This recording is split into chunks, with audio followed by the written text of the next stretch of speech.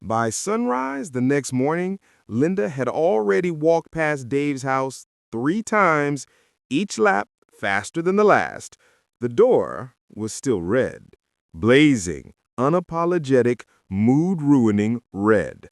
Linda muttered, "Menace," as she jotted something on her clipboard so furiously the pen nearly snapped. Inside her house, she prepared for the Door Color Compliance Review and Reassessment Committee session, which, despite sounding official, consisted mostly of Linda reading rules out loud until people gave up. Meanwhile, Dave was on his driveway, polishing his vintage car and humming happily, as if he weren't the center of the HOA's most critical crisis since the notorious rock garden of questionable shape. "Morning, Linda," he called. "Door's holding up great. Really makes the house pop, don't you think?" "It pops all right," Linda snapped. "Like a fire hazard, like a criminal act, like a—" "Color choice?" Dave offered. Linda pressed her lips together so tightly they nearly vanished. The meeting begins. At 9 a.m., neighbors once again gathered in Linda's garage, folding chairs, donuts, and tension included. Sarah sat front row with a manila folder labeled Door Evidence. It was filled with pictures so blurry you could barely tell if the door was red or a large strawberry. The treasurer entered carefully, making sure not to take sides. He placed a fresh donut box on the table. Neutral offerings in a time of war. Dave arrived last, as usual, sipping iced tea and looking like someone who actually enjoyed H.O.A. drama. "Order!" Linda slammed a ruler against her clipboard. "This meeting will address the ongoing chaos caused by an unapproved door color." Dave raised his hand. "Actually, there's nothing chaotic about the door. It's very calm." Gasps. Sarah fanned herself dramatically. Linda ignored him. "According to the HOA color guide, there are 16 acceptable reds. 16. You chose the 17th. Dave shrugged. "I like to think outside the paint swatch. That is not allowed here." Linda clicked a slideshow remote. A projector lit up the garage door with a giant title slide. "Why Dave's Door is a Threat to Community Stability." Slide 1. A picture of the red door. Slide 2. A picture of a different red door approved by the HOA. Slide 3. The two pictures layered atop each other with the caption, "See the difference?"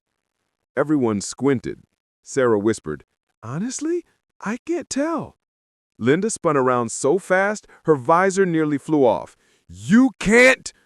The treasurer raised a cautious hand. "We might need a scientific test." Dave perked up. "Now this is getting interesting." The scientific door test. 10 minutes later, the entire HOA board stood in Dave's driveway. Linda held a ruler, a laser level, and a color-calibrated chart. She looked like she was about to measure the wavelength of a crime scene. "Step aside, Dave," she said. "This requires precision." Dave took a sip of iced tea. "Knock yourself out."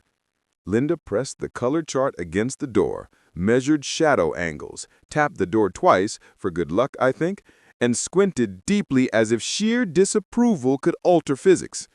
Sarah documented the whole thing from behind her blinds across the street, live posting updates. HOA testing door. Linda tapping door, no idea why. Laser involved, situation escalating. Dave drinking iced tea like a villain. After several dramatic gasps and clipboard scribbles, Linda straightened up. "I have the results," she announced. The neighbors leaned in.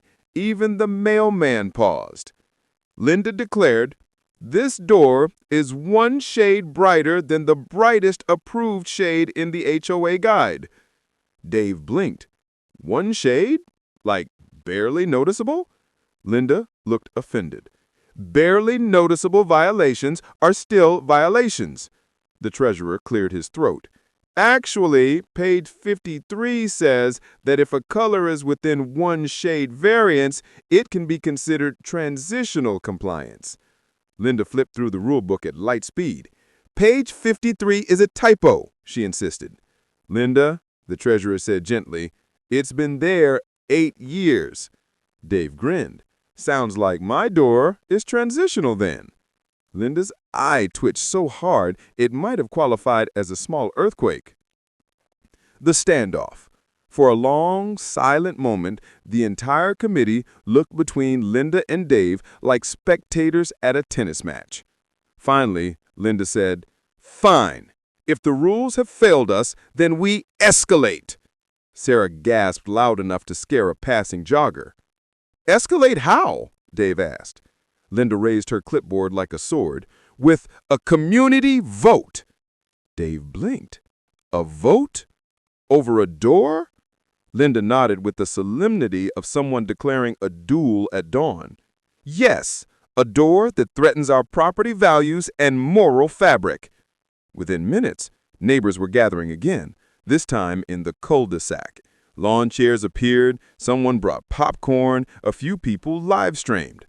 Linda stood on a step stool for dramatic height. Dave leaned casually on his mailbox. "Neighbors of Street Palm, we vote. Should Dave repaint his door?" A few people cheered, a few booed. One person asked if this meant the potluck was canceled. But before the vote could begin, a sudden gust of wind blew Linda's paperwork pages into the air like rule-based confetti. The papers scattered everywhere. People laughed. Sarah tried to photograph the chaos, but only captured her own thumb. Dave sipped his iced tea and said, "Looks like the universe has spoken." Linda stood frozen, watching her paperwork float away like shattered dreams. The outcome. After 10 chaotic minutes of chasing papers, the vote was postponed due to environmental disruption. Dave kept his door. Linda declared a temporary ceasefire pending further review. Sarah posted on the neighborhood app. Event recap. Wind intervened. Door remains illegal but tolerated. Linda furious. Dave smug. Atmosphere tense but vibrant. And as dusk fell on Street Palm, Dave stood on his porch admiring his glowing red door. Linda walked past one last time and hissed, "This isn't over." Dave smiled. It never is. Thank you for listening. Make sure to smash that like button or go to our YouTube channel to hear the complete story at Storytellers Drive-Thru.